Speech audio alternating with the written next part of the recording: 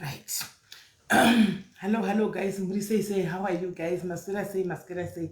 Eh, the Jean. Masquera say, guys. Sakapane.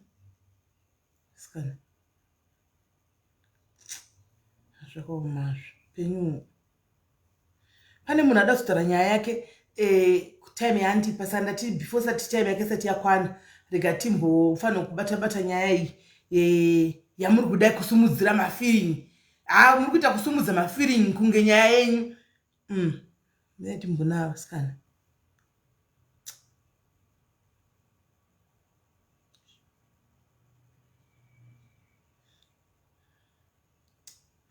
Zvakaoma. Mani bufonera va zvakaoma. Kuta pano panyika kuti andarasikana. Yesi Michelle.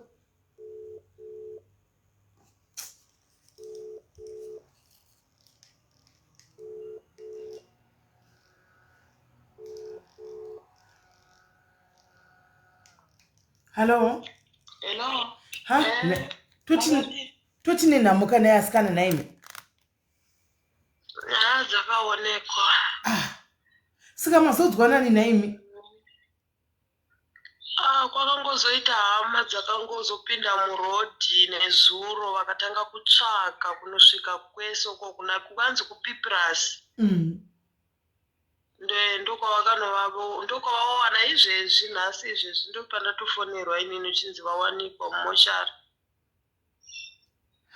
Asi kutarisa kuma-TV tichifunga kuti pamwe tingaona accident yakaita, asi hatina kuzotarisa because isitazotanga kutarisa pama-TV after musi wa28. Zvinhu zvakaitika musi wa28 February pavakapedzisira kufonera vatete vachiti ndakusimuka kubva kunhengi kuLois Richard ndakuenda kuPolokwane. Saka vakaita accident vari paini. Hatisati tatombonzwa kuti chii kudanga iri Quantum kana kuti private car hatisati tatomboziva. Kwa handiti kana munhu achinda kuZimbabwe anenge ane mapasipoti ake. Ndozvinotoshamisa manje. Vanga vachitobva kubhodha vachienda kuPretoria mai vangaenda nowodzeresa mazuva. Something is fishy because munhu kana abva kuningikiri unongonesa muchini unongone mapepa ako and everything. Mapurisa akangotora bhodha akashawa chibhegi chemunhu chikuona kuti pane muforeni aripo. Ndozviri kunetsa izvozvo manje asi kusati zvabuda kuti chii chakaitika. Noti vakapedzisira vatete mukataura even last scene yavo bamukuru yanga iri 28 February kuma2 masikati. Vatete pavakataya kuti vachitaura navo vakabva vakanda audio yokuti pandiri pane motikari yandiri iri kumhanya ndichazotaura kana ndasvika kuPolokwane. Vakatokanda audio vachiti mumota mandiri mune noise iri kumhanya pavakafona mutete. Ndo mashoko avo okupedzisira vakapedzisira kutaura navo. No wonder ipo pane pasocial media pasina kana munhu akagona kumulocate.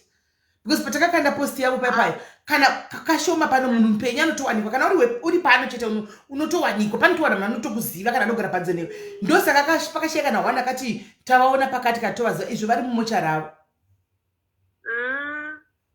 Idway mugona vatokukatiraya vapa vane mwana mucheche mudiki. Munhu muri muchidiki kanoonekwa vachienda una nahamasikirari vachitsvaya kutsvaka vakaya kumapolice station vachingodi tikati saka vazonokumbira kupinda mumamochari here kuti vasvike pakona munhu kana kuti vazodii. Because kana vanga vaine information vachinotsvaga kuti kutsvaga ningi vosvika vonzi tinaye pano pamochari anomaona mochari yaidi kuti kutsvaga hama dzake kana kuisa mumaredhio kana samunhu.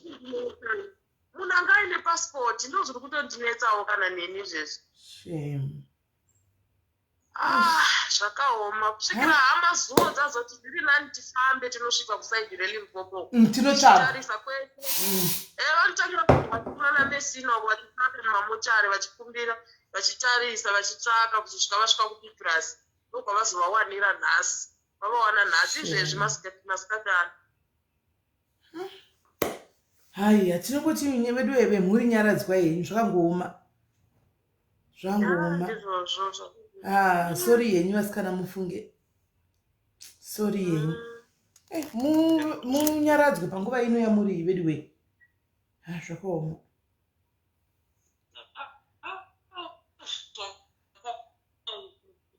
Celebrity. Hello. Hello. mushe muri sei nedzinoparadza zveidzinaini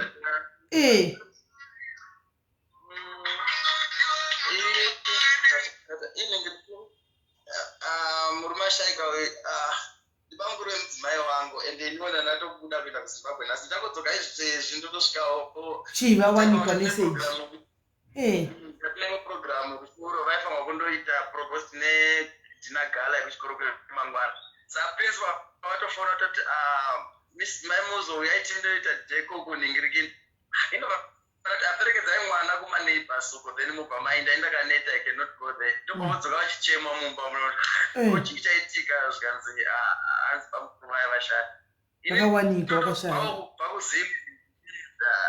vakaipa ha zvakaoma but at least vawanikwa munozati dei vanga vasina kuwanikwa vaingovigwa nestate mukashati munhu akaendeni zvakutonyangadza because inini ndingabatwa ne3 weeks because inini ndandisota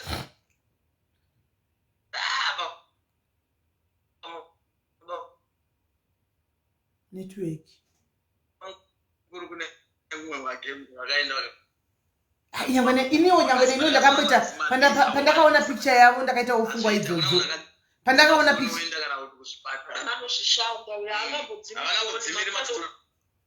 asi ndakatombofungwa nefungwa idzodzo pandakaona picture yavo ndikati ha munhu akanaka muduku uyu kune kwaari uchadzoka ake zvakaoma aimbosvika musikanzo vachinetsana navatete vachidii because ndini munhu andakagara nawo nguva yakareba but zvokuti vanobva pamba kunyange vanetsana navatete kunorara samoya ndozvandaiudza even murukuma wangu chiti havamboiti zvakadaro nyange vakatsamwa sei even vatete sometimes vaigona kuroiriwo but hava kuti kana kuti kuita zvinhu zvisingazvisi zvokuti havadzoki pamba zvasingamboitiki zvinhu zvakadaro shame haya saka matogadzirira kuuya zvemi kubva kunamibhia kwamuri uko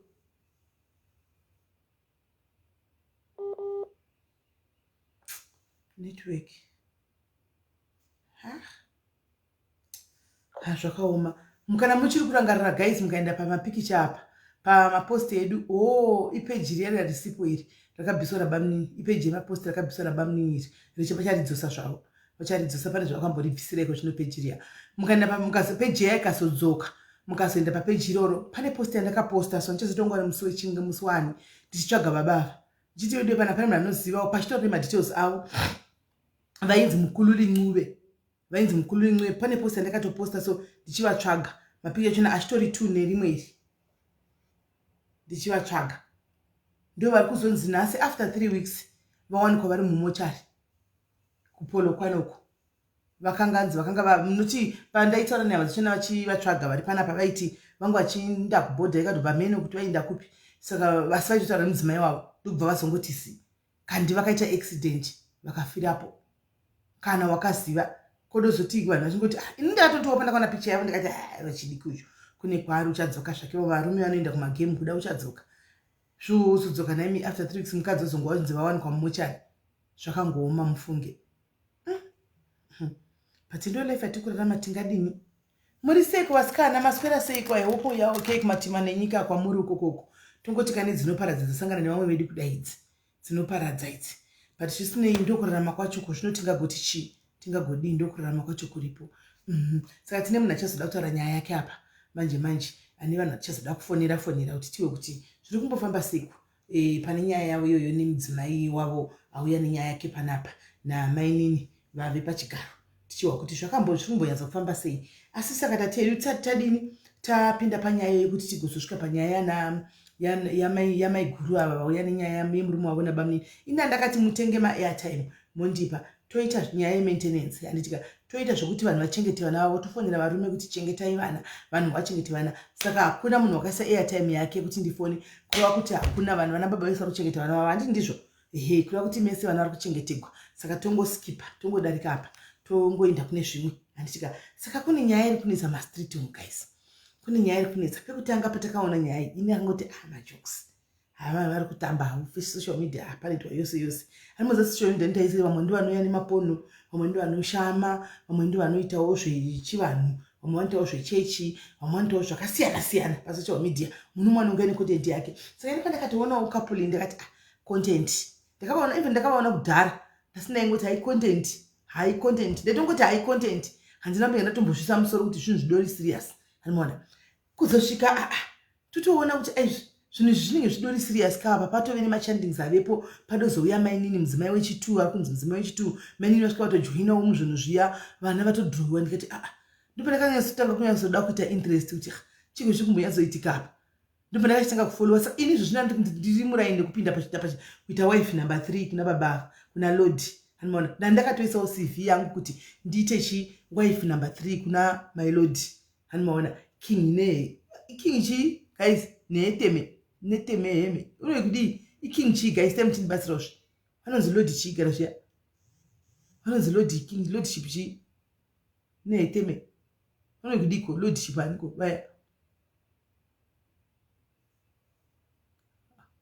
vanonzi lord yani vaya guys our lord lord ndakakanda CV guys ndandikuda kutoendako kuti ndoona kuti how far zviri kufamba sei kuri kunyatsoitwa nezvei hanimona ndiri paground ndiri panyanga ndiri wife number 3 saka ndakatanda tondibvunzawo kuti kunodiwa here chembere ikokoko zvikanzi hauyai anybody anouya my queen vakatondudza kuti ini nditori munhu mukuru kuna king ava kuda vakati ni 6 kana 7 years saka munoqualifya uyai isai CV ibva ndakandawo CV rangu hanimaona kuti ndionoti paCV apa ndokwana ikoti handikwani hanimaona saka ndakangomirira mindiro kuti ndochindarini right saka in the midst of all this pane imwe yakazoitika chitiko chakazoitika ndiri kuda kuti mukadzi waLord Nino ini vane zita ravo mhani renhingikiri king chi guys neteme our lord neteme vanonzi lord chiko lord chi guys muza nemete kudikwa chasi kuti vanonzi ateke vanonzi lord atene hawa harisiriro lord kwateke atene harisiriro atene amen rakaibira timboti google ationesta guys vanonzi lord chiko murume wangu unoi lord chi mina chioni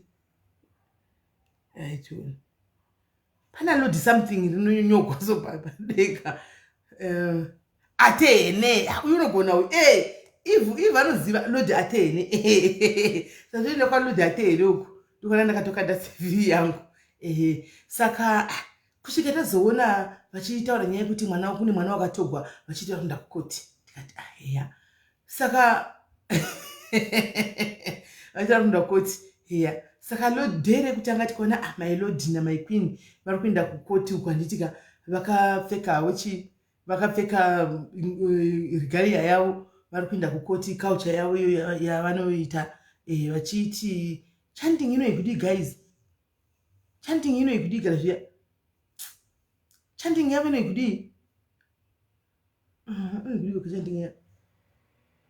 pane chanting inotoita so mukadzi achidavirira my queen vachidavirira inoikudiko chanting ya lord neteme vanenge vachitaura iyoyo zvanenge vachitaura madzimai achidavirira saka tikati vachienda vachiprocess avo murod tikati paposti ndakangoti content handanyanya kusisa mupfungwa kusvika nazoona nyazokuteerera manje macomments ndikaona vanhu vachitaura kuti shuwa vakatorerwa vana mwana here vatorerwa vana kuno king of the north uko vakatorerwa mwana saka vari kuprotesta kuti vapiwe mwana anomaona saka our king my lord husband yedu vanga vakabata svimbo muti chaiwo wakanga watogwa muti chaiwo wakanga watogwa vakaita tsvimbo yavo handitika vakadhrowadhrowa kumeso kune masimbi kana kuti matsito kana kuti pendi yeblaki kana kuti chii handizivi vachisvika asi varungu vairamba kuti vapinde pai mukoti vachiti ndaitanga yamanozvigadzirisa day 1 svika hazvina kupinda koti number 2 ngoma ndiyo saka isu tiri kutongoti mino zviri kuitika muziva zvinhu zviri kuitika kumapeji kwevanhu iwewo chero uchingovewo socialite uya free unogona kungoenda nokomendawo zvaunoda zvisinei nokuti you mean it or what but ndaona kuti kune vanhu vanga vachisimudza mafeeling zvakatosimba papost iyo because vanga vachitoti mwana vana vanhu imimiwo imi guys nemiuka munoika kupenga soka munomboitawo imi munoona kuti munhu ari kuchema ari kurwadziwa imi mosvika ipapo moramba muchikuchidzira muchitaura chokwadi chinogwadza kudaro hamuzi chokwadi chinogwadza panguva yakafanana neiya guys chokwadi chinogwadza panguva yakafanana neiya guys munhu kunofanwa kuona mwanoendawo kusaidhi rake handiti hamungoti museji kuti ehe vana ngavatogwe togwa vana togwa chichi hamudaro guys munhu anodonha akafa nebp nestress handiti indaona kuti izvo vanhu vese vangoenda kusaidhi wani pano varingoti vana vanotogwa chete vana vanotogwa izvo ngati musawewe vana vanouya hanimana plus police please release our kids hanimana ndauka kuti ndinopodzaoka mweya womunhu ndinyevenudza mweya womunhu handiti nditoona kuti munhu mutovhura mafeelings zvokutodaro guys musavhure mafeelings panyaya dzisinei nemi musavhure mafeelings panyaya dzisinei nemi handiti justice system yekunorth ikoko kuuk ikoko inotoziva zvainenge ichiita but there is no need sometimes yekunoraba salt guys pamunhu ane ronda mukadzi yaya already she's hating ndaona vangu vanotaura zvakasiyana siyana vamwe vachiti handimuzive get me right I don't know her handitika vamwe manga vachiti ari kudii hameno ari kugwara vamwe vakati kuti ina ndingakwanisa kuziva munhu ari kugwara ndisiri doctor handisi doctor ndinovheneka vanhu handitika handitomazivi chero masymptoms acho ekugwara kuti munhu anogwara anenge achiita sei hanimaona handitozivi saka zviri kuita wesi zvangu zvakuita homa kutoti sisimeli munhu yamuchinyora zvinhu zvakadaro pano udzai munhu tsiurai munhu ndizvo ndinotsiura munhu unondiziva mamuchiti udzai munhu mubatsirei imi mose mamuchinyora kubva murini muchinyora mose munoti hapana vanotorespekta vanoziva in person vasi kuteerera ozoteererawo zvakewo sisimeli vanozvipfekera mapatapata avo vari kuafrica kwabushuko imi kai mukwane guys mukwane isu kana tangoya pamaplatform akafana naye tongosvika tichitamba ngomesa zvamuri kungoita ndo yatongosvika tichijoinawo handimona zvavakwanisa kuti ndoenda kusaidhi rani kana ndaida ngonyora zvakandoda ndongobvumigwa ipapo because imimi neuwandi hwenyu matadza kuti mudze mozoti kwaizisimeli udze ina adombondizivi kana kundiziva hasi ndatombotaura naye kana one day ndakangotaura naye paplatform pake ndichingonyora kuti ndikukumbira kusa cv yangu kuti ndiite mukadzi walodhoshi number 3 kunodiwa here chemberi akangoya akapindirawo pasasi handimona ndikati okay cv rangu rainda zvekuti kwainde muzoudza munhu tsiurai munhu ndatove drama ndinomutanga nchiti kudi ndinomutanga nchiti chi anoti ndimani nai maimi munhu yakuzondiudza zvokuti ndidai ini zvemutemo yekuuk ndoziva umwe kwai muri kufunga kuti britain yakafanana neafrica zvebritain apa ndimai vakuru vataura zvinhu zvakadaro mai vakuru britain neafrica zvingagofanana pai imi ndimuri kozvobritain ndimusa britain satifika katsika kwatikuzivi toza zvekuno kuafrica tezamutemede kuno kuafrica isu kuti zvinhu zvati vanhu vari kusumudza mafeelings pasiripo musasimudza mafeelings amapost emunhu guys ndimunenge maenda kupeji remunhu munhu nemunhu anobvunzotora zvaanoda papeji iroro nokuti isati hatisirisa ndisiresa post sikutongoonawo zviri kuitikawo zvisemaonera muri kuita mutora pfungwa dzenyu ndotongoyawo ndingada kutongoti shamwari so rako shadhondiwari zvinhu zvinoita bho hanomona ndotongoda mose kuti kubva mati munhu tekiteki anodona guys akafa nedepression nestress imi ndimunoti depression iriko stress iriko andi ndimunodaro anodona akakuvara guys ndiri palive maini ndizotaura nemi rapedza animaona tizodaro vamwe toendawo kusaidhi kwajini vasikana handitika vamwe tichinomuuyu tichinomucomfortawo pasi chero tavanouya zvako iwe vana usahwe mapurisa rilisa tozoti mapurisa ambofi akaenda kutesa peji riya tozatoziva havambofi vakaenda papeji kunoverenga zvinhu zvemacomments saka tichingokomentawo vamwe toenda kusaidhi kwajini vamwe mutaurawo chokwadi vamwe tomirawo nomunhu unodonha vasikana anodonha we don't know what is going through your mind right now saka ndazoona zvemwe vhidhiyo achiti kwai mapurisa kune vhidhiyo yazouya achinzi kwai hanzi tete vake thank you amen kana muchiti tete vacho vakaudzwa ri kufuga nokwara kweiniwo zvangu kampumburubwe kafishi kasina muto ndingaitwe ndingasanobvumburudzwa tinongotambira mucomment section ndomatongotambira sekutambira kwamoita mucomment section ndokwatongoitawo tete vake vari kunzi vakabvumburudzwa vamuudza vazama kumuudza chokwadi isu saka tongopererawo comment section uko ndokwatongoperera comment tichingotaura zvatoda comment section asi guys nhasika check your message right asi nhasi ndazoona kwaimwe vhidhiyo vachiposta vapindigwa nemapurisa here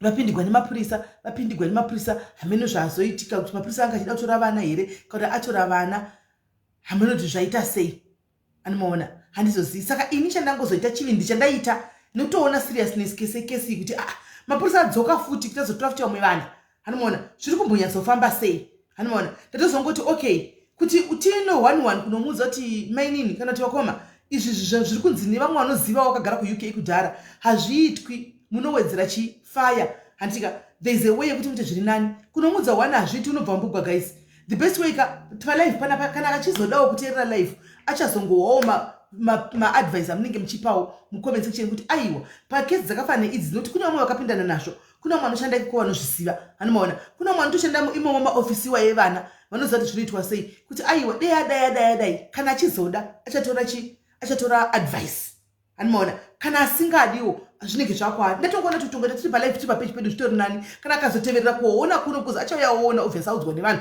kuti kwauchitiwa life ozoyaoteverera mucomment section oona onzwawo maadvice evanhu handitika chete ini ndizotukigwa mwekuti makaita life hanomaona asi kana achida maadvice anenge amanzwa kune vamwe handiti saka tidi kupedza nguva guys tovhura malaini imi mofona handitika please tinokumbirawo vanhu vanogara kuuk kana kuti kunze kwenyika vanoziva nezvenyaya idzi chete vafone kuvalavara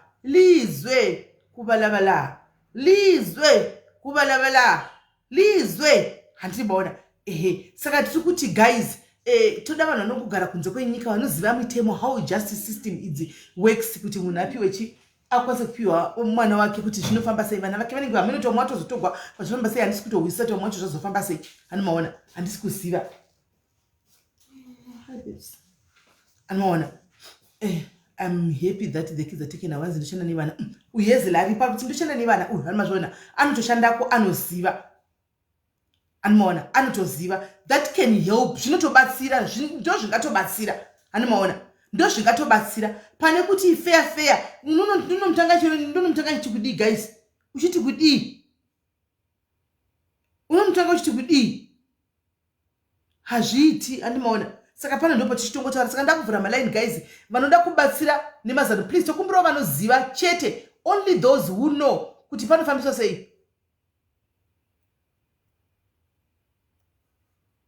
apuwe vana vake guys apiwe vana vake because handifungi kuti vana vaya havadi anoda vana vake dei anga asingadi vana vake ngadi akavauraya pabirth time handika but kutochengeta vana kusvika vakure handika ndizi I don't know what went wrong kuti vazotogwa I don't know the full story handimaona handizivi but kuti iko zvino zvikuitika handiti ari kuenda kukoti kunofaitira vana vake hati ndizvo saka chipaiwo matips ekuti oita sei handika just phone and give your tips oita sei kuti kesi yake inzwike akwanise kupiwa vana vake vavo zvoita sei nekuti imi ndimotozive satizivi orega kupfeka zvaari kupfeka here zviya vorega kuita chanting here voita sei ndokuti tihwisise halo kola halo kola kola hello yedzimai imwe foni iri kumasure kwenyi right fonai guys hanzi anotuka sei hanzi makwerekwere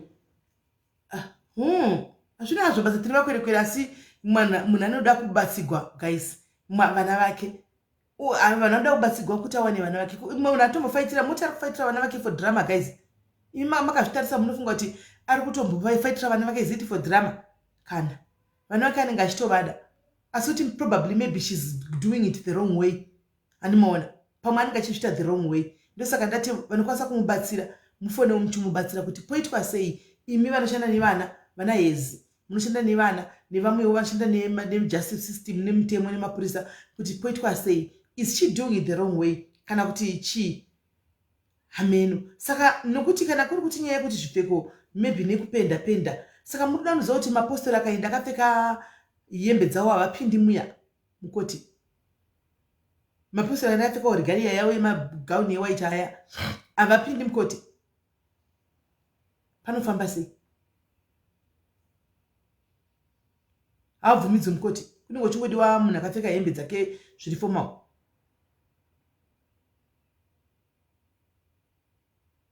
hanzi ngavaregedze chanting vari kuitira murodhi wani havasi kuitira pakoti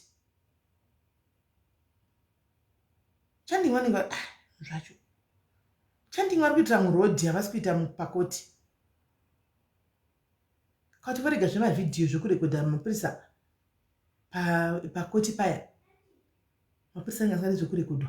Vorekodha mapurisa, vorega kurekodha mapurisa. Kana kuti vorega kupinda vakazora zviya zveningizvi. Zvanenge vakazora kumeso zvavasina kupenda vakangopfeka hamwe maybe zvinhu zvavo zvewaita asi vasina kuzora. Poitwa sei?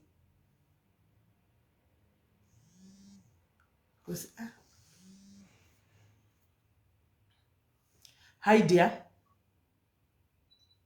Hello, SIS MELLY. Mushe kanjani? Right. I want to go to just a few things about your Jill. At least I'm a social worker, but what I want to say is that look at what a Jill is and it. And I think you remember sometime last year or 2 years back, Sani Paka Britannia did then a lot of fire, Lord, you have Buddha Mumba Pai, Paka Malay, but Chema, she can say, I tell my child that.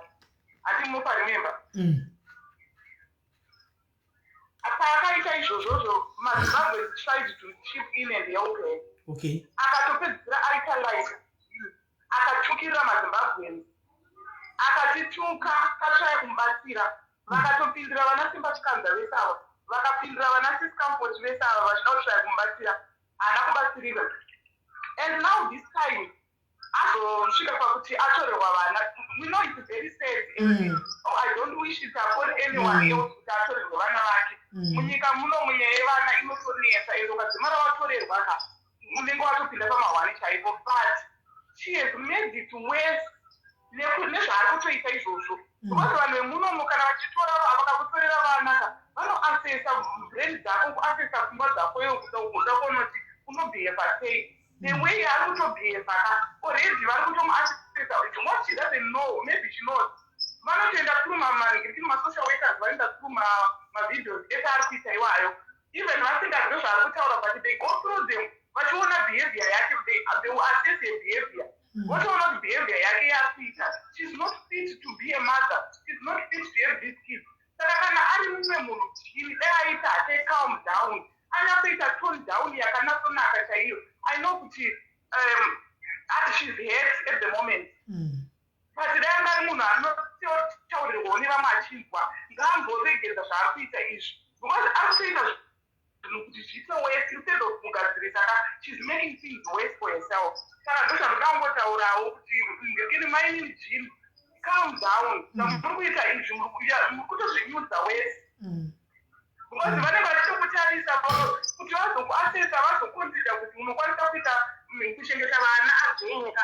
be difficult. Because already you're insane. Saka vanava naikola. Vanava kana vachinge vatogwa vanodzoka rini?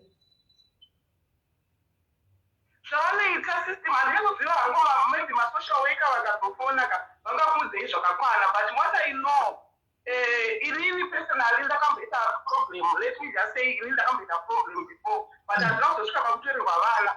Inini ndakaita problem nemwana wangu akangoita kuchikoro akanotaura kuti ndabva kumba ndisina kudya handizi.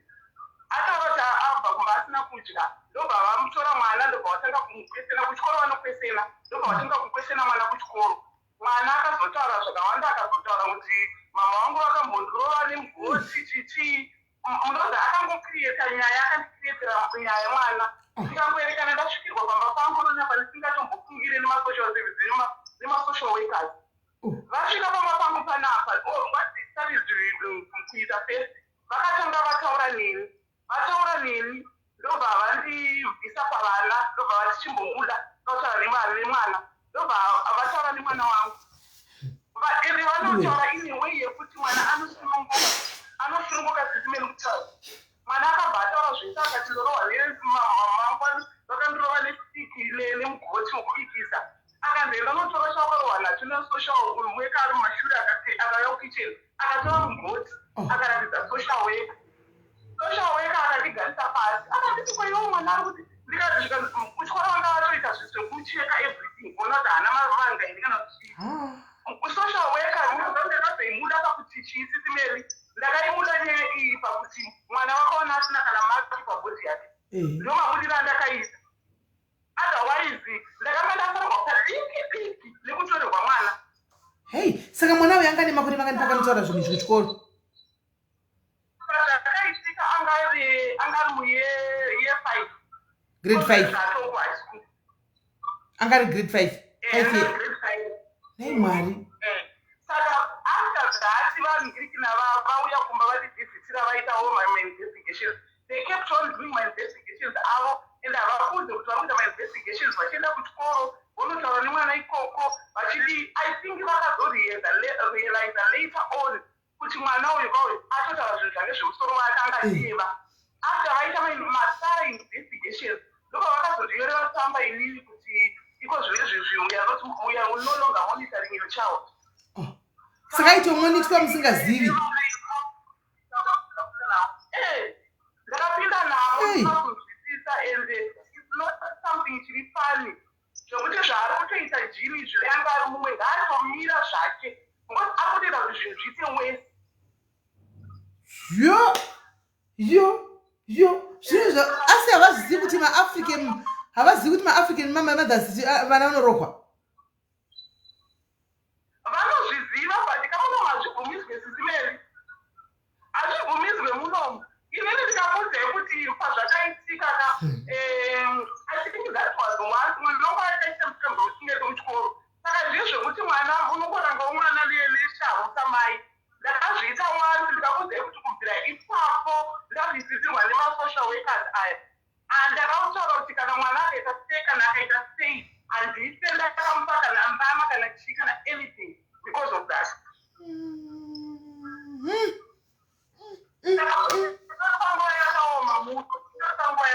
But zvimwe hazvo zviri dzipi zvemutemo izvi ndangotaura experience yangu zviri dzipi izvo zvotoda vari ma-social workers acho chaivo vanyatsotaura mafambiro azvinoita but chandinoziva ndechekuti zviri kuitwa najini she has made it worse. Akadai atongomira akatomboakaomo maybe atombofaita kumakoti. I know kuti sometimes pamwe kukoti wacho unozorudza but it's worth it kuti umbofaita kumakoti. Zvinoti zvaari kuita izvi zvekuita pasocial media wobva so. Saka ameno ndo my 2 cents ozvo ndachida kungotaura. Thank you very much Kona nekutiudzawo. Thank you my sister. Thank you. Right. Vari kuenda ku-UK vari kutakura vana kuenda navo ku-UK. Kune vakawanda vema-COS vari kuinda nditi vozodzoka kuno within 2 weeks kana kuti 1 month kana kuti 2 months vachitora vana vavo. Handiti maiwa mutemo yekunze uku. Zvakanaka chise kutaura nyaya dzakadai kuti vazive. Osvika unopadagura mwana zvatajaira kuti ifutseke nekuseri kweruoko kudai somai mwana utoenda kundarohwa memwana vakatozara pagedhi apa ma-social services iwayo.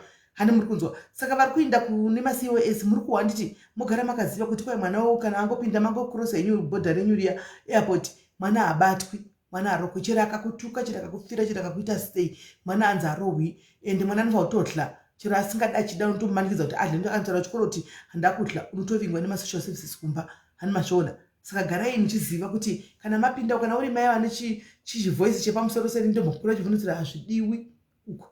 Saka wodecide kuti unozvigona here kana usingazvigoni gara wasiya hako vana kuno hanimaona kuzi uchanotoresa vana uko tisingazivi kuti vana vanozodzoka here kana kuti havadzoki. Hameno guys pamwe aripo mwana unoda kubatsirawo tinzwewo pamwe achazoteerera pamwe ateerere zvako ari asiwo izvi zvakutodzidzisawo nevavo vari kuda kuinda handika kana kuti vari kutora vana vavo vachiinda kunze kuti munyatsonzwisisa kuti zvakamira sei kunyika uko.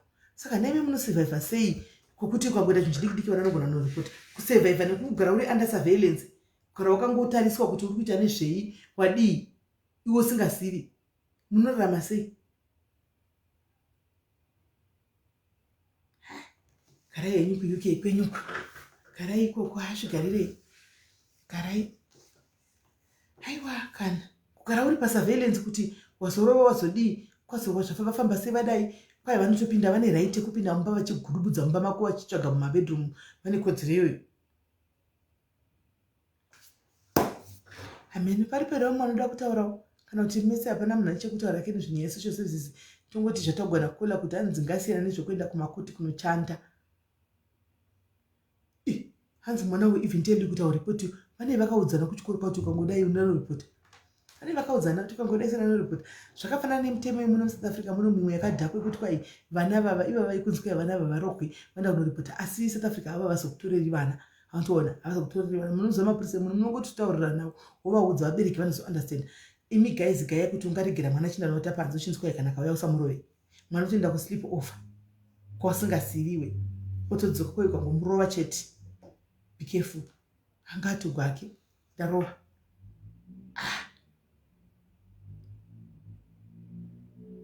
pakaipa kwanzi British people vanofarira vana venyu vandatonamatigwa vari kuBritain kuti pasaita mamistakes kuti vanoite musikanzwa kana vachinzi vanouyayo mapurisa achidongorora nepamawindo kuda kuona kuti vana vari kuitei sure mapurisa apinda mba majini paya akaona vana vachidhirowa asi vanga vakadhirowa kumeso asi vanga vachiti havo ati yavo kuti zvingaafekta naini kuti vatogowo futi ivo vaya zvingaafekta nai mapurisa apinda muya akaona vana vachipenda vagara pasi vakadhirowa kumeso kuti zvingaafekta kuti vatogo futi ivo vaya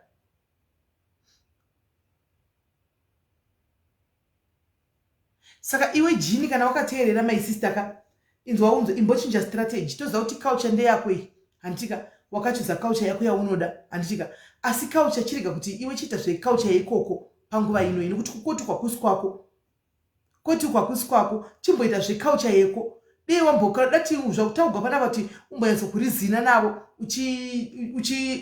uinde uri munhu anenge achida kunonzwika kesi yako chimbosiya regalia chimbosiya kupenda kumeso chimbosiya ungopinda direct mukoti sivapindura kuita vamwe wotora nyaya yako zvakanaka jini weza uchazonditukata wanditukika toda zama tokubatsirawo kuti vana vako vadzoke anditi we want to help you kuti vana vako vadzoke chimbosiya zvokuinda pamakoti muchinoita kubheka muri paningikiri pamakoti zvokubheka mozoita mabuda kukoti uko iko zvino mukoti just go wakapfeka zvinhu zvako zvekuru zvakanaka naiye mailord vakapfeka zvakanaka mopinda mukoti mononyatsanonzwika nyaya yenyu kana mabuda mozoita yenyu kubheka animaona because yezvo kwanzi you are jeopardizing the case hanzi you are jeopardizing the case yevana kuti kuve mwana vana vabheki. Hello Kola.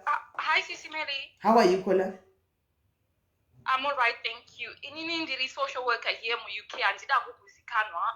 But I can assure you kuti zviri kuitwa naJane izvi she's making it worse for herself and the children. And firstly vana vangonzi vatorwa. Panenge pa local authority tinoita ma investigations before that and pane threshold that tinofana kutomita kuti mwana Jane wacho ari kumita ma needs emwana here, ma health needs here, ma emotional needs emwana ende zvaari kuita zvekuenda kucourt uko they are going to think with anima mental issues. So I think one whom advisor maybe could amboregera zvaari kuita izvi. Takuto advisor pano because ukaenda wanikwa unotukwa saka bhuta kudongotara ino takaona tokuzotukwa takawanda pano palive zviri nani.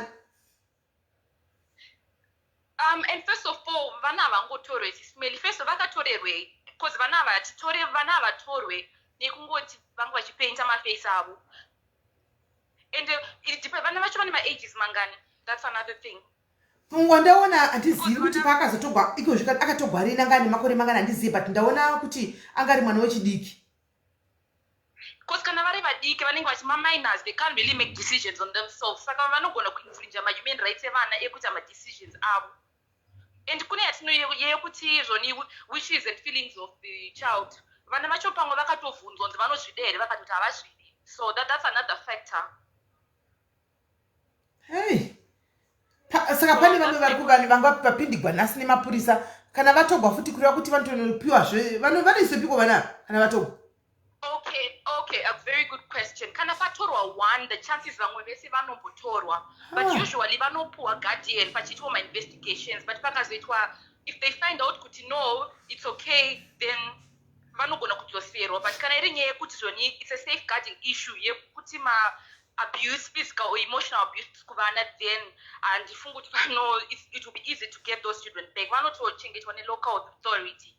Like vana vanogariswa police station vanogarepi muri kuti authority vanogariswa vanoiswa kumafoster home somewhere where kuti vanenge vachimonitwa avo.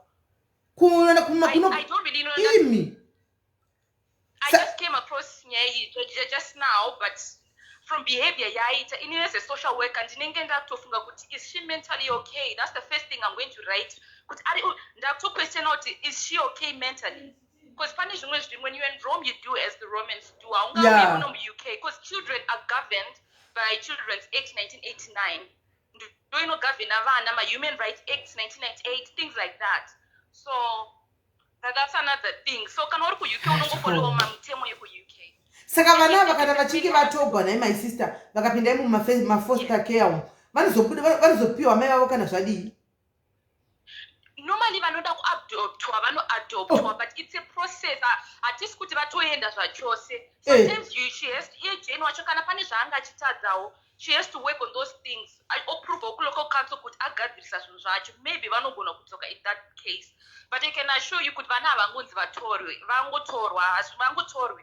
Sema social workers, we try to support my families vane ma-issues kuti vaite unite. Kana iri ma-parenting issues tongovabetsera kuti vagare vese. Kana maona mwana atorwa, it's the last resort. Vana vanenge vachitoonekwa they are not safe in that home. That's my contribution. I have to go. Thank you, SIS MELLY. Hey, thank you, Kola. Thank you very much. Name is, iyo mafoster care acho iwayo vana vanenge vakagara zvakanaka here. Hands can be foster parents SIS-MELLY uchibhadhara.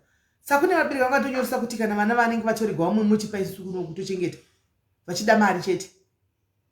Saka kwavanenge vaiswa vana ava vanozvinosika masetu kwavaiswa uku kunhu vana vanogara zvakanaka kana vakataka kunotambura futi ikoko. Hanzi andani zveculture ipi. Sandra zvinoda uchizvionera wega chamwari. Tikatokudza chiti kuti inda unoona woga. Hello Kola. Hai SIS-MELLY muri kunzwa zvakanaka?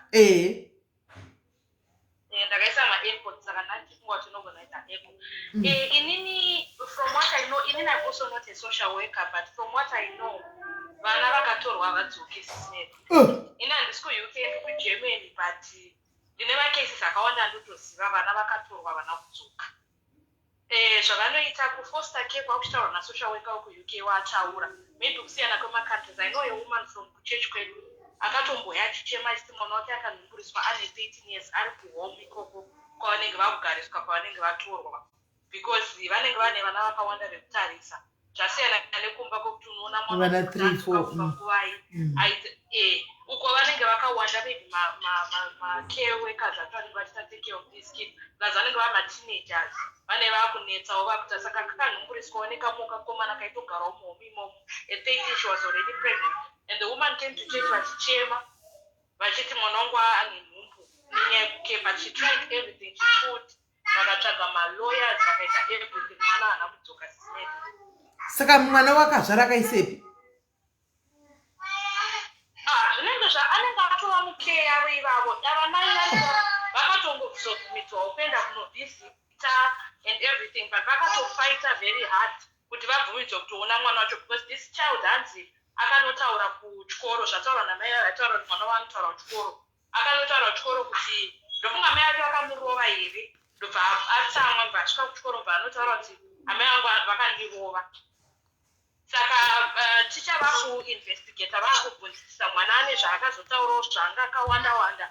Akataura kuti mai vangu vanogara vachindishaudha vachiti vanondirova zvatinongoita maafricans. Tikatsamwa unongoshtuka mwana ndokurova. Wombomusikisa mbama uchidii. Saka mwana akataura zvese. And this woman was even saying kuti akatoita like kuti vana vana kutorwa vese, because angane vana 4. Saka vamwe vana 4 vakauya vakainterviewa vese nema-social worker, and the other kids vanga vari vakomana. Saka boys rakataura rikati isusu hatina zvekutaura, we are happy here, everything is fine. Ma-social worker akapinda mumabedrooms adaona kuti vana vanorara pai vachibvunzwa kuti munodyei. Ari pama-African munobva vana sadza kamanheru. Vana vakataura kuti manheru todya sadza zvikanzi what is that? Ma-Germans kunobva vanodya chingwa manheru. So vanenge vakuona kunge maybe futi muri kupa vana chikafu chisiri right, because muri kupa mwana something warm chiri heavy asati aenda kunorara. Like, it's just controversial the way they handle things. Saka sizaridiwi kuJermany. Uri. Inenge yakamira sei SIS-MELLY. Ukaita munyama shuwa inyaya yekunamatira vana, because tinoita hasha.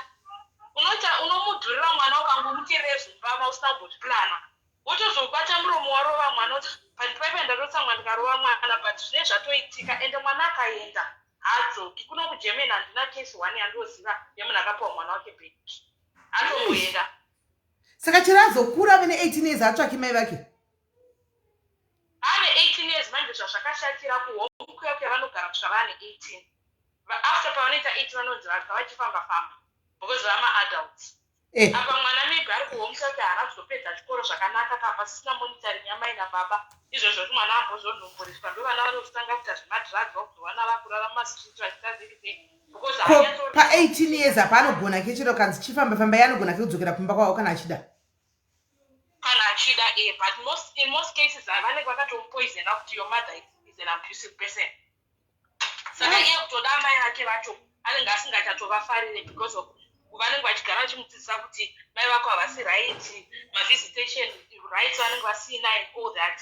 Saka panonetsa asi kuti mwana anenge arohwa kana kuti aitwa sei zvinowanikwa munhu aminoti tinotorarama sei mabvunza tikati torarama sei kunobhata pakaipa sismeri pakaipa zvakaoma kungorega zvimwana iyo vana vedu vakajaidzwa vekuti anenge achijamba pasofa achikwira pasofa kudai mukauya vaenzi uta kunga chanononga nyama mundiro yevaenzi ungonzi ingoti iwe kani iwe uchisekerera sismeri muri kuti hanzi munomonitwa kuno kugermany manje zvakwakashatira mapurisa hamoniti munhu ani mukona zvichembere zvezvo zvamupensheni zvisina zvekuita zvezvi kuno kuti tinozviti zvimafensta mafensta zvinoreva hwindo oma zvinoreva mbuya saka tinovati zvimbuya zvepahwindo they are always on the window vanenge vachiona zvikuitika mustreets saka mambuya ayaya ndo vanogona kufonera mapurisa because vanotonzi macitizens anobatsirana nehurumende kuti saka those people pana munigerian vakafonererwa nechimbuya ichocho vaibva kunotora mwana wavo kudheke then mwana wanga karatwa vakaenda kunopika up and then vanga vakabereka mwana nezambia kwaipisa inge iri sama saka uyu mwana wavo vakaenda kunopika akatanga kutorwa tandpa murodi zvekuzviumburudza pasi zvezvo kuti anga asingadi kufamba apa vada kucrossa road saka vachimudhonza kuti afambe uyu anga vakabereka nezambia anga akuda kudonha vatsamwa bva vamutsunya dama vakamutsunya vanakurwa chimbuya chichiona chiri pahwindo chimbuya chiri pahwindo chakabva chakati amai varovamba mwanambamo mai vaya vakangoti vachisvika apa mudhuro wega vanga vari mublack muarea imomo vachisvika mumba mavo mapurisa achitonoka akasvika kati imwarova mwana ivo lucky enough mai vaya havana kuramba vakati aiwa mwana handina kumurova ndamutsunya because mapurisa akatosvika nemakamera masocial worker akabva atoya nemakamera vachitora mwana mafoto apa karati saka anga ari redi dama riyari saka ivo chavakagona havana kuramba vakabva vataura vakati aini zveshuwa ndashatirwa kuti ndakutodonhedza mwana wandakabereka uyu mwana achiita madhrama you people kana muri maparents munoziva sometimes kids can frustrate you saka ndamutsunya handina kumurova so laki ravakazoita pavakaenda kukoti vakanosvika vakachema vakakumbira jaji vakandokumbira ruregerero ndakangotsamwa mwana ndakatsunya handisi kuramba saka jaji akabva vanzwira tisimba vati vanofanira kuita 5 years of pane kosi inoitwa kunoku inoitwa nemaparents yekuti vabvise hasha like unongoshina kuenda kurehab panemuri maparents yaya anenge akapiwa that judgment nekoti kuti munofanira kuenda kumalessons ekunodzidziswa how to handle your emotions with children vakanzi anofanira enda kuklasi iyo bva vapiwa social worker aiuya pamba social worker ingouya anongoerana nokado achida kuona kuti zvinhu zvekufamba sei so she was under social worker for 5 years and lakira vakaita during those 5 years vakabva vaenda vakanodzidza german vakaenda kuchikoro vakagraduata vakaita nursing certificate ravo social worker after 5 years ndiye akazondonyora report akati I think this woman is now fit to be on her own and take care of her children ndo lakira akaita kumbunyidzigwa kuenda kuchikoro kunopuwa 5 years dzekuenda kuchikoro kumbunyidzigwa negovernment kuidzokera zvenharo kuti muleseni macho mune muchidzidziswa kuti breathe in breathe out zvinoitwa mapenzi zviyazvi kana vari kumahospital evanhu vanorwara pfungwa ndo zvamune muchidzidziswa muri vana mai nana baba uye nhasi bodo kuyendo zviri kwamugera uko mai mwana tatojaira unotongoona kuti unongochiita sei vana kuti akangokunetsawo wotongodovhara domutoileti wombochema hasha dzoserera kuti usarova munhu good luck vasikana aiwa makashinga imi ndimuno makashinga chaiko ndimi makomuredzini hamakashinga alright kola thank you muri kuzviwa guys kugermany uko kwada kuenda kugermany motoziva kuti sadza masiya hakudiwi sadza nokuti kunosadza richidhina mapa munhu mwana chidhina manguva ekunovata hakudiwi zvidhina kunodiwa chingwa hani mazviona saka namaenda kugermany muzati every supper you eat bread andika hakudiwi sadza Hello, caller. Hi, SIS MELLY, how are you? I'm good, and how are you? I'm fine, thank you. SIS MELLY, the Hazel. I Mhm. thought I would just ring Yeah. and give my input. Shona, I'm going to mixana. So I'm sorry about it. SIS MELLY, you know when you have kids in this country, or the kids come into this country, they don't belong to you. One thing that you need to understand is my lords, my African countries and stuff like that, they don't, bashande kuno. Me as a primary school teacher, because I'm a primary school teacher, you bring your child kuno, or like when you bring your child to the school, the first thing I'm checking uniform yake. I'm checking the things like kutishoni, akachena, what's in the lunch box, ane mapenzura, ane stuff like, the smallest of things. And those smallest of things are the things that I will put forward for my head teachers and stuff like that. I know that I'm not going to say, but the smallest of things, even a small bruise, even if a child comes to me and says, like, hey, bitch or something, I will take that further because they've learned it from somewhere. Okay. Kana mkafind out kuti mwana learned it from there at school. Then we have to take it even further. I will work with the early years. So me, I work with vana from 0 to 5 years.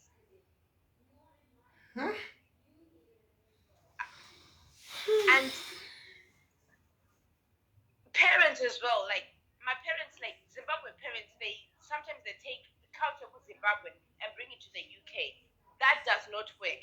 Let me tell you something, it does not work. Even I'll be the first one who, if I say as a Zimbabwean parent, I get something wrong, I'll be the first one to report. Why? Because my job is at line as well. I don't care if anyone says, hey, but my job is at line as well. Because there's so many things that I'm not going to go to jail for a parent that's not doing their job properly. We've got laws. You can go on Google. Kuna my EYFS, like early years foundation stage and stuff like that parents can learn from. There's classes that parents can learn from. And as for Jane, what she's doing, Jane, whatever her name is, she needs to stop what she's doing. Basically, she's not gonna get her kids back. That's the reality of it. We've got cultures. I'm a Christian. I go to church, I do my Christian stuff, but when I'm out in the community, I have to abide by the law in the UK. I can't just take back home my kutishoni, like it's not gonna put a bus, I can't do that. Because zvinoisiwa nopinda chichidzemu yatitaura nendimi saka todii. Ndimi dzamutana dzokuchechi nekumba. Pane vangoti mwamuya mutsvene nogona kunibata ndiri kumba ndobva ndatanga kuda kuchimanga ndiko kumba. Pane pekuti pamwe mweya unobva wangondibatawo ndobva ndanga kuda kutongotaura nendimi ndiriko kumba. But zviro zvacho unofanira kutozvicontrola because here kune laws is different. Like I was speaking to Auntie Vango in regards to Nyaya Jean because I was like Kunavo, sorry. Shona nobody but I was speaking to her and I was like to her, oh, like in Zimbabwe, like and I take my kids lesson ringanga and I'm there with Nevanavang. The police will come there. There will be something like, people will interject because of that. Won't they? I think kuchando kwenyu kumangogarira yenyu makagarira yenyu paundi chete. Handifungi kuti nokuti 1 years onai kuchando kwenyu mwana hautsiuri social worker inobva yasvika. Kumwe hakudiwi sadza mapurisa anobva auya. Kumwe kwacho you abide by the laws, you do what the law says, and life is very easy. Do you know what? To be honest with you, being in the UK is one of the best things. I enjoy being in the UK. I absolutely love it. I don't want people to put it on the air. Don't come to the UK. UK is absolutely amazing. There's so many opportunities. You can do so much. You understand? Abide by the law. Don't come to the UK and then try and do things that you can't bring a stick.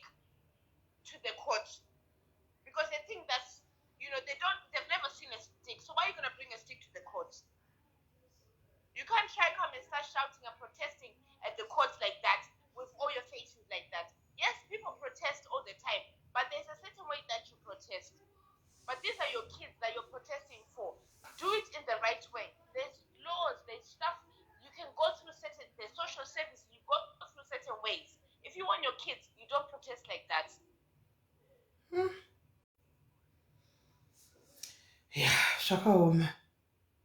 Ha, So zvakaoma. anyway, those are my 2 cents. I thought I'll just give my 2 cents. Let me go back in the comment section about 2 All right, yes, thank you very much. Ha, zvakaoma. Bye-bye. Hanzi abide by the law. Ndofunga ava vakagara vangopinda from the word go vakanoita abide by the law, they can still stick to those laws. Iwo wabva muSouth Africa munomu mune violence. Mujoni muno mune violence ka. Wabva munomu wanopinda muUK wakunzi abide by the law. Unoabide wakazvigona izvi. Chokwadi tafadzwa. I think so. Guys, sorry, ndida kungovhunza wenyu guys. Inyaya yekuti kwai abide by the law izvi uchiita zvakawanda asi izvo zviri kuita kuti vanhu vakawanda vari kuUK uko vaite kunge hamino hamunambozvionawo. Of course kune vamwe vanenge vakaroorwa nevana vavo vataura nevarume vavo nevana vavo anditika zvinhu zvakanaka mumba muchimbonetsana muchimbokadhilana muchidini. Ko vamwe vanozoita kunge hameno moti haisi iyo nyaya yekuti zvinenge zvatosvika pakuti zvanetsa mitemo yacho haichagama. Amen. Zvokomba sei? Hello caller. Hello, Sis Melly. Hi sis, how are you? Mushe. I'm okay, thank you. I'm good. A very interesting topic. Ndichidongutaurawo a little bit. Ndakamboenda kucourt, family court. Ne munhu wandaishine, it was to do with patient wataishanda naye. And the family court kunokuka, they do everything to keep families together. Zvatiri kuona pasocial media zvatoo the very last straw. Anenge akatomboedza kuti vaite mediation, vamudzidzise maparenting class ari kutaurwa, vana vanobvunzwa kuti what do you want, judge kuti usvike pajudge anoti vana ngavabviswe ipapo zvinenge zvatosvika kumagumo, and magumo acho kazhinji ari related kuti mubereki you are refusing to confirm, and munenge makatoitwa care plan mubereki nevana na social worker, but mubereki oramba wakango whether uri kuda kuita you're refusing to comply to that care plan. Saka the law then says, well, munhu ari kutadza kuparenta leta titongomuita sei titotora vana because we are here to protect the children. Saka zvatiri kuona izvika, it's not like vanongoti nyamu vari kusvika mumba mako vangotora vana vako, because one havana kukuvaisa. Kune shortage yemafoster care, ivo vari kutotaura mafoster care ikoko nemaplaces ekuplace vana kunotori neshortage. Saka vane masystems avakatoisa to protect vana varambe vari nemaparents avo. Majaji kumafamily court anotoda kuti muprove kuti chamuri kubvisira vana ivava pana mai vavo chii, mamboite here 1 2 3 4, and kana musati mazviita munozodzokerai munozviita izvozvo. Saka zvatiri kuona sister yedu isvika aramba kuchinja whatever it is, hatizivi kuti chii chaita kuti isvike pazvasvika, but atadza kana kuti ari kuramba kana kuti ari under an influence of somebody else who is ari kumukurira kufunga. So we don't know. I don't know her personally, and I don't know what her full story is. But zvatosvika papoint ipapo. But on the other hand, Sis Melly, munoita maprograms amunotaura muchiti matoxic parents. Atiri kuzonzwa vanhu vakura vakuzotaura zvavakaita through vachikura zvakuaffecta izvinezvi. Saka pane vamwe vanhu vasingatogone kuparenta and who were maybe not meant to be parents. Saka so we have to remember that as well, because my programs anyari kutotidzidzisa kuti pane vamwe vanhu vakatozvitadza but totozozvinzwa later. Saka kunoku vanoda kuti tiprotecte vana vaya kuti vasazokure vakuzvitaura isitenge tichizviona. That's what I wanted to contribute. Zvakaoma. Thank you very much. Thank you, my sister. Thank you very much, my sister. All right then. Hey, malows eku-UK ngambouya paZimbabwe, ngamboinda paZimbabwe apa ambonogadzirisa paZimbabwe nekuti vana vedu vanotojamba masofa kana kurova TV chaiko kana kutotaura zvaanoda ma-F word aya vambogadzirisawo muteme pamusha apa. Hello caller. Hello Sis Melly, muri right here? Mushe kanjani? Right. I wanted to say, Sis Melly, inini what I know is mwana wese ndiwe state. Nyangwe ku third world countries kwedu, even ku ma first world countries, mwana wese ndiwe state. Kwedu mwana asiwe state sha. Mwana ndiwe state SIS MELLY. Kwedu asiwe state papoda kurambira. Inzwai ipedzo tawa. Mwana ndiwe state. But kungoti ku Zimbabwe ma social services edu atishanse institution mwana government nozopindira as last means because hakuna ma resources. Ndosaka ndati havasitori vestate because ku Zimbabwe kwacho hapana patakabhona pachipindigwa kana tine government mwana ne 13 years anotomitisiwa zvakanaka ku Zimbabwe ko and then nothing is going to be done or said. Vana vanonyatsourawa zvakanaka. Tine state pakuti kudi. Ndikuzvinzwisisa SIS MELLY nyaya yekuti ma situations atinawo kuma African countries but chaizvo mwana ndiwe state zviri kuitwa kuno kuma European countries ndo zvinofana kuitwa. And ukaona mwana azotorwa panenge pane zvatoitwa, panenge pane zvakawanda zvaitika in the background zvatiri kuziva, like what Kola abvaya taura.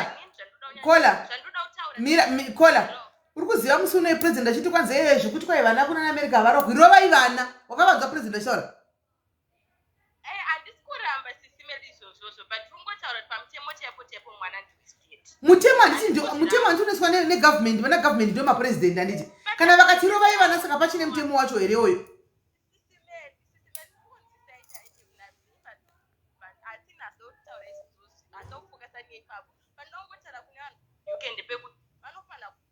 Mwana uyu akatorwa, it's not like achararama the best life. Because one thing mwana anenge ari munhu mutema, ari kutorwa achiiswa una foster parent murungu.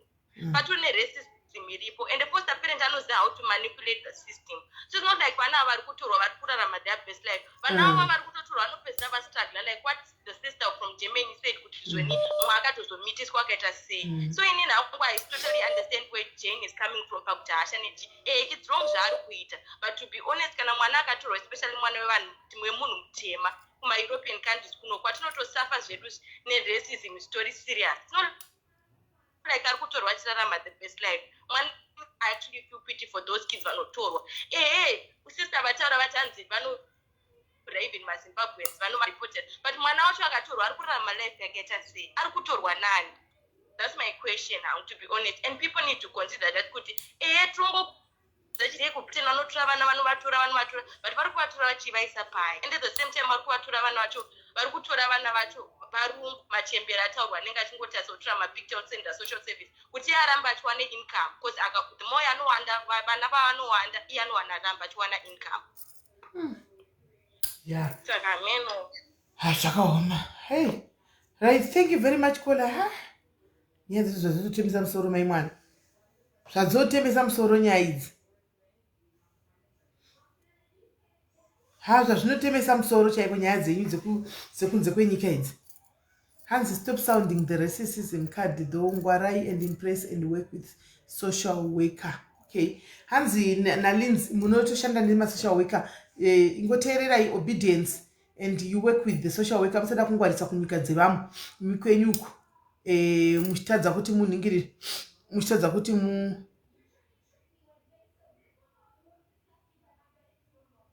muchitadza kuti mungwarire ekwenyu muteme. Amen. Isi kuno kuti takaiti kumusha kuZimbabwe takaina president kwada budai nembama, hakuna zvoti kwaye ndoripota ndero mwana ngaarangwe.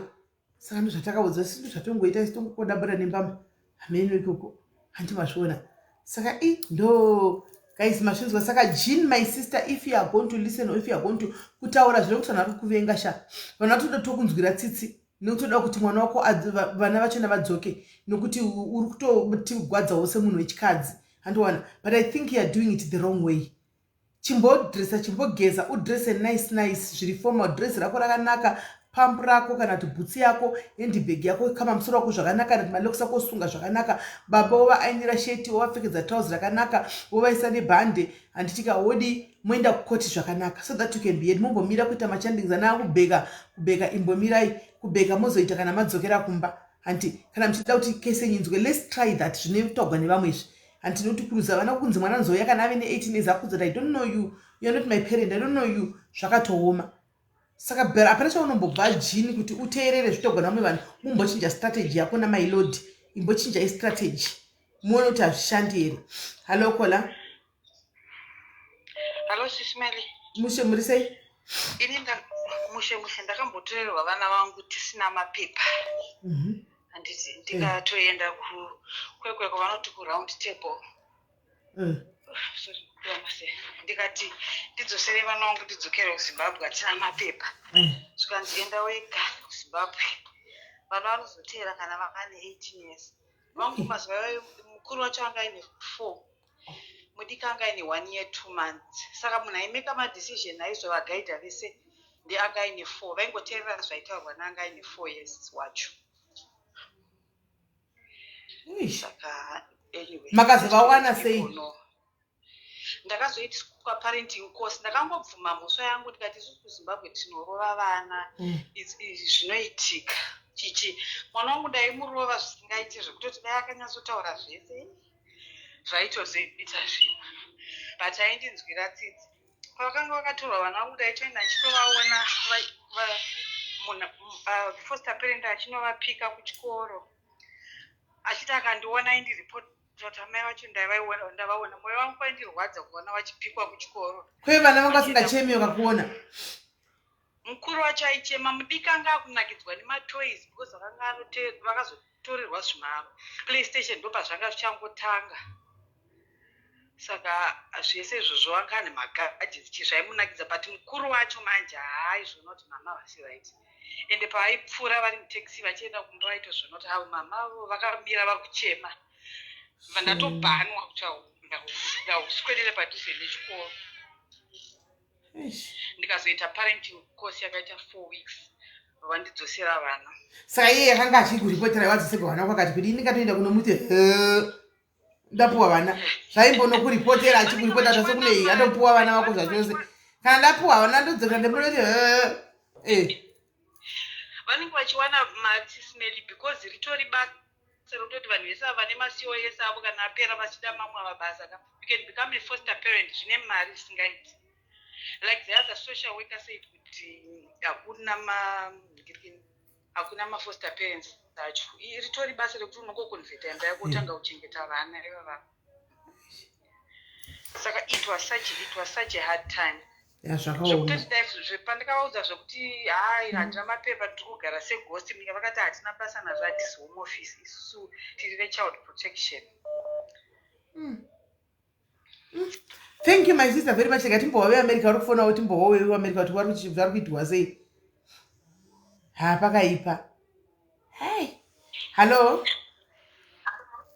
SIS MELLY muri sei kuri sei kwamuri kwatiri kuri right zvako ndangoti ndikontribute nyaya iri mudariro yandanzi machitaurwa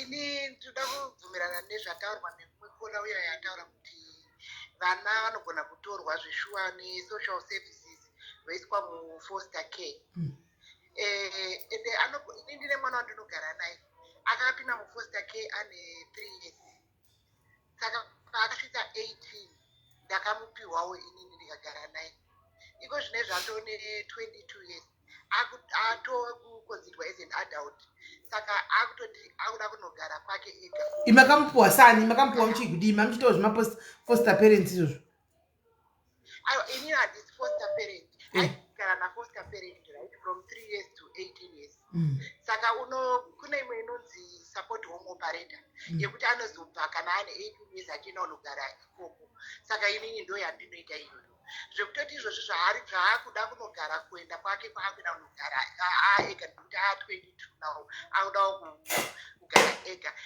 the thing zvachitaurwa izvozvo zvekuti ava mafoster parents ake aya akakura naye ndo aakutoona kunge ndo maparents ake nawo maparents ake achona paakatorwa haatorina kana communication nawo haatoziva kuti vari kupi hapana bondi ka havana kumukudza exactly saka zvitori very tricky izvozvo zvekutoti ipapo paakudawo kuenda unogara paakufati akunogara ega akutotsvagawo apartment yake kuti anogara ega because adult ipo ndakatonzi kana uchida unogona kuita foster mother. Do you want kuita foster mother? Unenge uchichengeta vana from the age of maybe 2 years to 17 years. Saka ndakatoti I'll think about it. Andimuri kuyazoona. Saka no, think about it. Muchengete vana muye tito wetu obesera kuchengeta vana mutipa mabasa. Tuya kuchengeta isi vana yavo vakajaidzwa. Iritori basa zvechokwadi unenge uchitobhadharwa mari mutaura hurumende inotokubhadhara mari kuchengeta kwaari kuita kugara newe mumba unopiwa mari nehurumende. Saka ritori basa rekuti unenge utori imariwo inenge itori income yakatonaka futi. But also hauzozivawo kuti kwanenge akabvawo ikoko mari idzi dzinenge akasiyana-siyana. Iwo wakutonziwo wakutova dhwe wakutoita take off mwana kana achienda kuchikoro. Ndaitotaura nawo musi uno pawakandifonera ndichiti zvinofamba sezvefoster mother zvikanzi ndioneke watoona chigadheni kuona kuti kana achienda kuchikoro madoctors appointment although masocial worker vanenge vachizopindira vachimonitawo kuti ari kugara sei. But from what I heard kuti mafoster care iwawo mamwe acho nanzi they are really bad because vanhu vakangofananawo vamwe vanotozochinjwa from year to year to year ende vana ivo vanogona kutozopedzera futi vane mamwe maattitude asingaiti. Fortunately wangu wandinaye zvakakagara nemunhu wari kubva pa3 years kusvika pa18 years ndobva azouyawo kwandiri madiko zvinezvi akudawo kumuvhawo kuenda kwake ega. Saka izvo zvakutonditsvagira mumwe munhu wekutoti replacement weachibuda weyopinda but vakandiofa futi iyoyo. Asi munovabata zvakanaka here vana apa munovapiwa komo? Mukati chii? Munovabata zvakanaka here vana apa kana kuti muri kuda henyu mari? Aiwa no inini hangu handina problem because ndotobata zvakanaka ndotongoita kunge zvatongoitawo nevana vangu ndo zvakanongoita. Ko vana venyu vanomubata sei panenge vachigara naye ipapa pachimuona vachizoti asi mwana wepano havambozohumani here kuti iwe hauswe pano iwe mungoziva vana vedu ava? Kana same thing vanenge vachitongogara tori nerumu yake what they want to vasati vakupaka unoenda unotora criminal background check, police clearance, child intervention, zvese zvekuti vanoona kuti zveshuwa and all the people vanogara mumemo make their 18 years and above vanofanira kuita that process futi yekunotorawo clearance handiti muri kunyatsoona and they make sure kuti ane rumu yake here. Asi ndafunga munotombomunyeya nevana venyu chaivo handiti? Kunyeya handina chandinonyeya because handina problem naye. Anongoitawo zvino atinongodya tese zvatinongo of course ivo vanenge vane zvavo havazoita kuti kamazendo echivanhu hatinomboti but anotongodyawo nesuwo kana da kudya kana asingadewo patinoita grocery paya tinotogara pasi toita grocery list yedu tese tonotengawo tichitengawo zvaanofarirawo iye kana asi anenge achikudaidzai kuti kudii? Munongoziva munomu kana wasiri amai vako wasamai vako anongokudedzawo nezita rako. Oh, okay. And it's okay. Anongokudedzawo nezita rako haizvo kunoma zvinakana neni because handisi amai vake but unongomita anenge achingoita kana even tichitoenda kana kumafamily gathering tinoenda naye kana achisingadawo kuenda anongoti no handida kuenda andozviziva ende ari comfortable kuti ndakatochengetwa zvangu pano. Exactly. But zviri tricky, you have to be very careful even mashoko akaunotaura chichaanotaura because especially iva vanenge vama-adults futi anogona kuzongokutaura kuti ukangotadza kutaura because vanenge vane ma-social workers aone chii anogona kutaura kuti azodai. Saka you have to be very careful kana kuti zvese zvaunoita unofanira kunge uri very careful. Asi mari yacho munotopiwa mari naye vakoma like around kumamari kusvi 3000 pamwedzi kana kuti chii? Mari unopiwa mari akonopiwa kudarika 2000 pamwedzi anogona kudarika and it depends nekaindi yemunhu kuti disability kana ari disability yakamira seiko kana zvinodependa hazvisi zvekuti nemunhu ane manhingirikini ake. Saka kana ukaonawo vamwe vaive kana titoti vane madisabilities ndingopa example unowanawo mumba kana ichopiwa more than 2000 yusa pamwedzi memwana yakawanda zvichengetai mukauya kuseri ndinozonyatsokutanangurira zvinofamba. Aiwa ndichadouya nezotsanangura chitovhurai pari panzvimbo pakakura zvichivhurai iri building ichitsvagai building munyatsovaka tiuyewo kumabasa tizochengeta vana.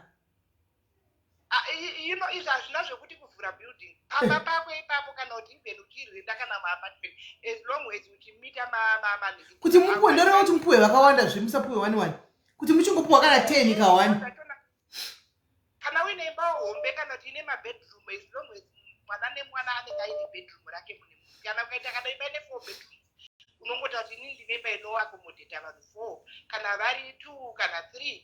Inini ndatombopiwa mumwe ndikati aiwa inini mabedroom ndevana vangu ndinongori ne 1 bedroom for now nokuti vana vangu vachiripo. Pakaipa. But zviri trick hazvasi zvakanaka, but zviri trick you have to be very careful when kupinda zvine mutemo, because akazonge achicomplaina futi unogona kuzopedzera kuti wapinda pataiti. Saka zvinongoti saka inini papa asi nenyaya yekuti motopuwa mari motomubata sezai mwana yeye hani mari iri kuuya iyi munobata sezai mwana kwaine boyfriend mumbamotomurega zvomungari. Ende kana akuraka unokotaura naona vataurawo naye kuti unofanira kuteedzerwa mahouse rules epamba paunogara, because unogara nevanhu, saka vanomutaurirawo. Saka unobva ngomuudzawo kuti ndinoda zvakati nezvakati nezvakati, even before they give you munotomboita mainterview iye achikuti ende wobvunzwawo iwo zvaunoexpecta iyewo achidikidina. Saka kusvika mabvumirana sisimeli. Saka zviri right hazvo kana akaendawo pabve right people, but ndongonzwa kuti mama foster places mamwe anzi mama haaite, saka mwana anoenda pakuti aiswa pano abviswa aiswa pano, ende zvinoconfuse kuti mwana kuti ari kuchinjwa environment amboda kuita comfortable apa adai. Saka pandaitotaura navo musino vaitotaura kuti kana wazvifunga unomboya kuita 3 months tichikutraina pameno pavanotraina pachona 3 months kuti uite so that mwana anozouya woita comfortable newe, but age yatinokupa from 2 years to 17 years. Saka unobvumidzwa kugara nemwana iyeye maximum of akati 2 years kana 3 years tatazoziva. Right, iAmerica weyo guys, muri kuzvinza tiri kudzidza nhasi, muri kuzvinzwa ka. Thank you vakoma, thank you very much. Njaya kusera munyasonza zvizere. Regai timbotorawo Canada. Alright, chapu regai timboenda Canada vana stowa zvose. Hello Kola. Hi, SIS MELLY. Muri sei? Mushe. Nani say America. Oh, America. Okay, number. I was a single mom. I got divorced.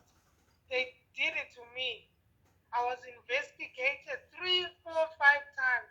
Any small thing. One time my daughter had, itumba. What you call it? Motor. Somebody, I was lucky. Teacher of a park race, she was 3 or 4. One in South African. One time she was burnt. She can you'll be innocent, uchisenza, or investigate, or once you go abuse and I imagine. Then you get a social worker. One time I'm African. She comes to my sister, Muchengere, Vanwava, Avaite.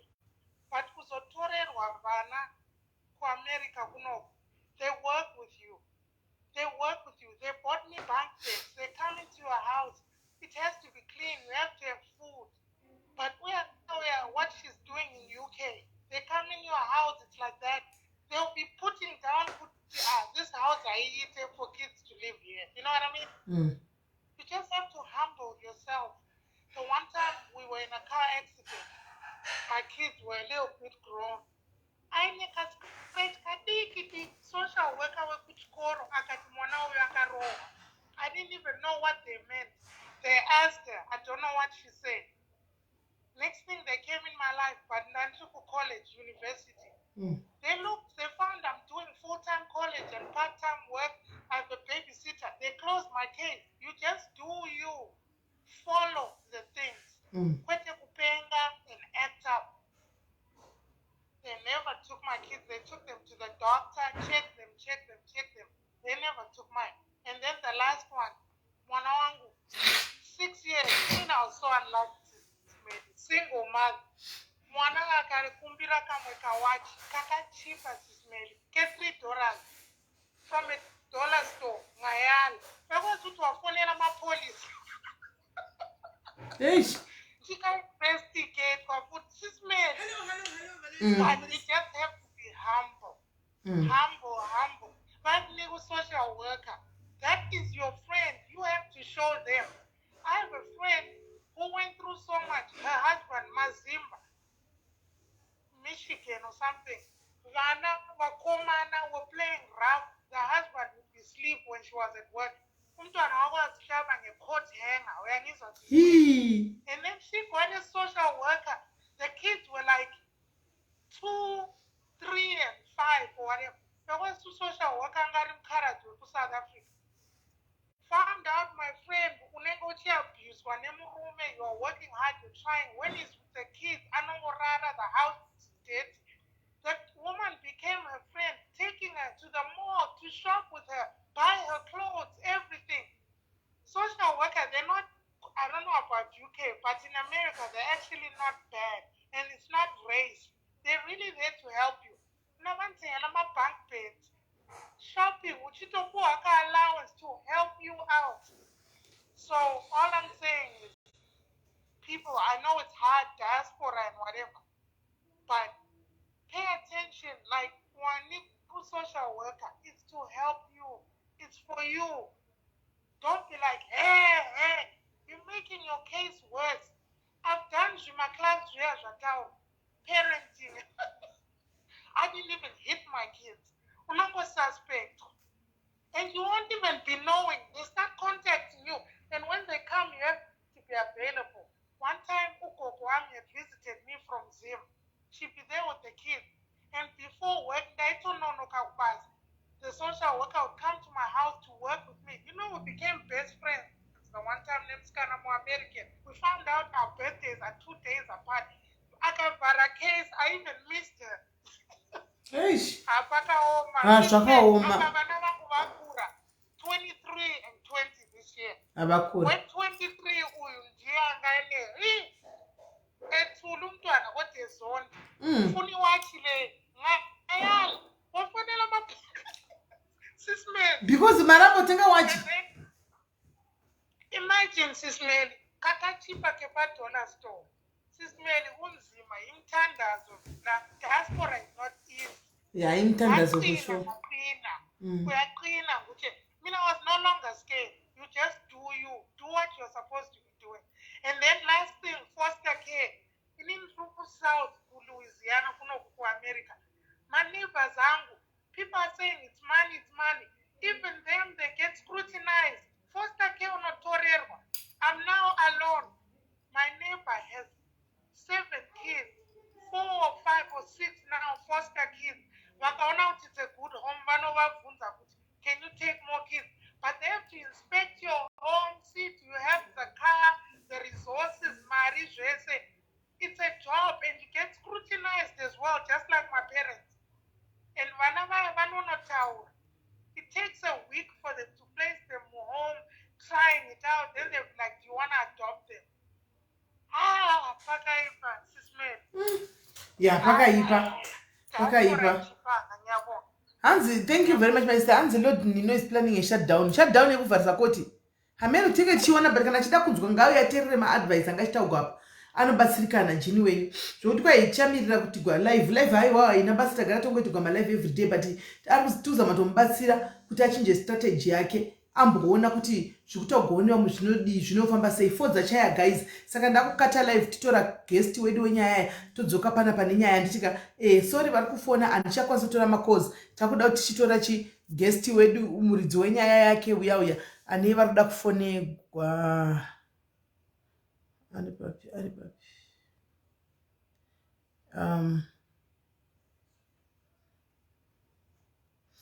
tobva tatanga handitika saka don't go